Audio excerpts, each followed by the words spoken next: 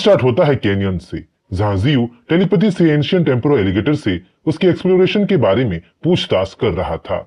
जहां से जियो को पता चलता है कि एंशिएंट एम्परो एलिगेटर नदी के गहराई में तो नहीं गया था, पर नदी की गहराई में से उसे सेकंड, थर्ड और उससे ऊपर ऑर्डर के क्रिएचर्स की मौजूदगी का महसूस जरूर हुआ था, जो नदी के अंदर रह के अपने एग्जिस्टेंस को, टेरर को सबसे छिपाए रखे थे।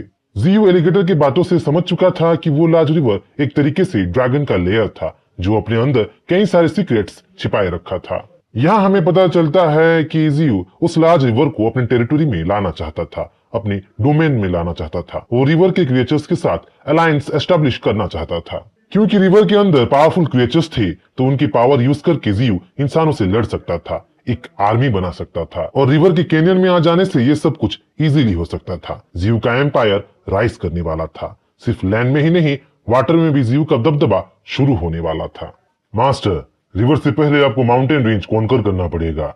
जिस माउंटेन रेंज से आप रिवर के लिए कैनियन में आने का रास्ता बनाएंगे, उस माउंटेन रेंज को कब्जा करना पड़ेगा। उस माउंटेन रेंज के बीस्ट को टेम करना पड़ेगा। मैं फर्स्ट लेवल ऑफ ट्रांसेंडेंस में से हूँ मास्टर। मैं वहां नहीं जा सकता, क्योंकि मेरे वहां जाने से इंसानों को मेरे बारे में, मेरे प्रेजेंस के बारे में पता चल जाएगा। पर दूसरे बीस्ट वहां जरूर जा सकते हैं। एक तरीके से उनका वहां प्रैक्टिस हो जाएगा। जियो एंशिएंट एम्परो एलिगेटर की बातों से बहुत इंप्रेस हो गया था। कुछ दिनों में एंशिएंट एम्परो एलिगेटर सूझबूझ और समझदारी से बहुत आगे बढ़ा था। जियो एंशिएंट एम्परो एलिगेटर को माउंटेन रेंज के हंट का इंचार्ज बना के प्रोटेक्शन के लिए लाइफ ऑफ एसेंस के कुछ बूंदे दे देता है और माउंटेन रेंज के डोमिनेशन का मिशन शुरू करवा देता है। वही अंडरग्राउंड केव में अंडरग्राउंड सिटी बिल्डिंग का काम अच्छे से चल रहा था। म्यूटेंट विंडुल्स और म्यूटेंट माइस की काबिलियत की वजह से टाउन प्लानिंग बढ़िया से चल रहा था। रोड्स और बिल्डिंग बन चुके थे और वाटर सोर्स के लिए पानी का इंतजाम भी हो चुका था। स्पिरिट स्टोन टाउन को इल्यूमिनेट कर रहे थे, लाइटनिंग प्रोवाइड कर रहे थे। सिर्फ लाइट ही नहीं, बल्कि प्लांट लाइफ को नोरिशमेंट भी प्रोवाइड कर रहे थे। कंस्ट्रक्शन का काम इंसानों में से बस किंग जाओ ही संभाल रहा था, क्योंकि वो पूरी तरह जियो के लिए लॉयल जो हो गया था। पर क्यान किंग और लैंगफैंग भी बीच से मिलजुल रहे थे, एक तरीके से फैमिली बन रहे थे। जब जियो किंग जाओ से क्यान किंग और लैंगफैंग के बारे में, उनकी कैरेक्टरिस्टिक के बारे में बातचीत कर रहा था, तभी साओ किंग जियो को अपनी टेलीपैथी से कांटेक्ट करती है और अंडरग्राउंड केव से जल्द बाहर आने को बोलती है। मास्टर, बाहर आइए मास्टर, अंडा टूट रहा है, स्नेक अपने अंडे से बाहर आने वाला है। साओ किंग से एग के स्टेटस के बारे में जान के जियो अंडरग्राउंड केव को तुरंत छोड़ के बाहर स्नेक एग के पास पहुंच जाता है। देखते ही देखते तेजदार रोशनी बिखेरते हुए स्नेक एग टूट जाता है और अंदर से एक सुंदर म्यूटेंट व्हाइट स्नेक निकल आता है। म्यूटेंट व्हाइट स्नेक लेवल 1 में था और आइस एलिमेंट्स के एट्रीब्यूट्स को पोजेस करता था। म्यूटेंट व्हाइट स्नेक आइस ओरा भी पोजेस करता था, जो अपने आसपास की सराउंडिंग को अपनी मौजूदगी से ही जमा सकता था। जहां कैनियन में व्हाइट स्नेक को पाके साओ किंग और जियो खुश थे, उसके साथ खेल रहे थे, वहीं दूसरी तरफ माउंटेन रेंज में एक्सपेडिशनरी यूनिट पहुंच चुके थे। एक्सपेडिशनरी यूनिट जो माउंटेन रेंज को कॉन्कर करने गए थे, demon cow, mutant wild boar, honeypot badger, golden monkey और व्हाइट टाइगर से बने थे और उनको दूर से टेलीपैथी से एंशिएंट एम्परो एलिगेटर लीड कर रहा था।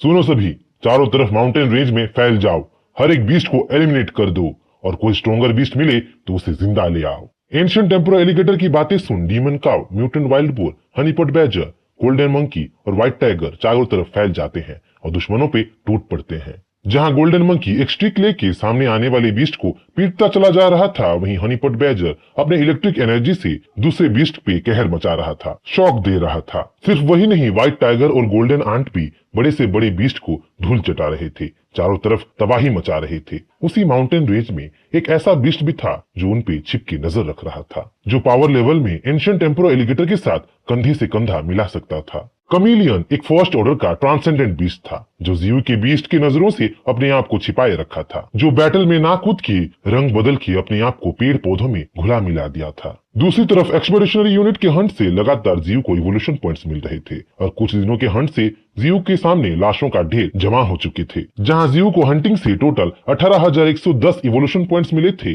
वहीं लाशों से छुटकारा पाने के लिए जियो लाशों को म्यूटेंट विंड वुल्फ्स को खाने के लिए दे दिया था और अपने सराउंडिंग को लाशों से साफ करके जियो खुश हो रहा था। वहीं कैनियन से दूर एक क्लिफ के नीचे एक बैटल हो रहा था। बैटल एक जायंट गोरिल्ला और साओ किंग के बीच हो रहा था। जायंट गोरिल्ला एक फॉर्मिडेबल ओपोनेंट था, जो अपने स्ट्रेंथ से बड़े बड़े चट्टानों को, बोल्डर्स को चकनाचूर कर सकता था। उसी स्ट्रेंथ का यूज करके जायंट गोरिल्ला बड़े बड़े चट्टानों को उठा के साओ किंग पे हमला कर देता है, पर साओ किंग के लिए ये सब कुछ नहीं था। अपने टेलीकाइनेटिक पावर यूज करके साओ किंग सारे पत्थरों को बटर काटने की तरह काट दिया था और जायंट गोरिल्ला को हरा के जियो के सामने पेश कर दिया था। जिस बगीचे को सराउंडिंग को साफ सुथरा देख के जियो खुश हो रहा था, जायंट गोरिल्ला के ब्लड से वो बगीचा फिर से गंदा हो गया था। उदास जियो को साओ किंग अपने होश में लाती है और बोलती है, मास्टर, मैं उस जायंट गोरिल्ला को हरा के लिए आई हूँ। आप क्या सच में गोरिल्ला को टेम कर पाएंगे? गोरिल्ला तो थोड़ा बहुत इंसानों की तरह होता है ना। साओ किंग की बातें सच थी। गोरिल्ला और दूसरे प्राइमेट्स अपने दिमाग के लिए, समझदारी के लिए जाने जाते थे। वो एक तरीके के सोशल एनिमल थे और अगर जियो उन्हें कंट्रोल कर ले तो गोरिल्लास बड़ी तेजी से इवॉल्व हो सकते थे। इंसानों की नॉलेज को समझ के वो एक न्यू स्पीशीज में इवॉल्व हो सकते थे। गोरिल्ला को जैसे ही होश आता है, गोरिल्ला जियो को देख उस पर अटैक करने को दौड़ता है, पर जियो के न्यूरोटॉक्सिक पैरालिसिस से वहीं फिर से बेहोश हो जाता है। न्यूरोटॉक्सिक पैरालिसिस स्टिंग जो जियो के टेंटिकल्स जैसे ब्रांचेस पे थे, जो ब्रांचेस के स्ट्रेंथनिंग करने से जियो को मिले थे, अब जियो के लेटेस्ट हथियार थे जो किसी भी लो लेवल बीस्ट को चारों खाने चित कर सकते थे। ओए गोरिल्ले, सरेंडर करोगे या यहीं मरोगे? मैं सरेंडर करता हूँ। जियो के स्ट्रेंथ को देख, पावर को देख, जहाँ गोरिल्ला उसके सामने सरेंडर कर दिया था, वहीं जियो गोरिल्ला के इतने जल्दी सरेंडर करने से सरप्राइज था। जियो गोरिल्ला को किंग कॉन्ग बोल के नाम दे देता है और उसे लाइफ ऑफ एसेंस पिला देता है। लाइफ ऑफ एसेंस पी के जायंट गोरिल्ला म्यूटेंट गोरिल्ला में इवॉल्व हो जाता है। म्यूटेंट गोरिल्ला जो लेवल 8 में था, जिसका टैलेंट बर्सर्क था, जो फाइटिंग स्किल और क्राफ्टमैनशिप के साथ जियो को एड कर सकता था, वो अब जियो के आर्मी में शामिल हो गया था। म्यूटेंट गोरिल्ला के एडिशन के साथ वो अपनी फेलो बीस्ट को भी वहाँ बुला लेता है। देखते ही देखते म्यूटेंट गोरिल्ला और बंदरों की सेना जियो की आर्मी में शामिल हो जाता है।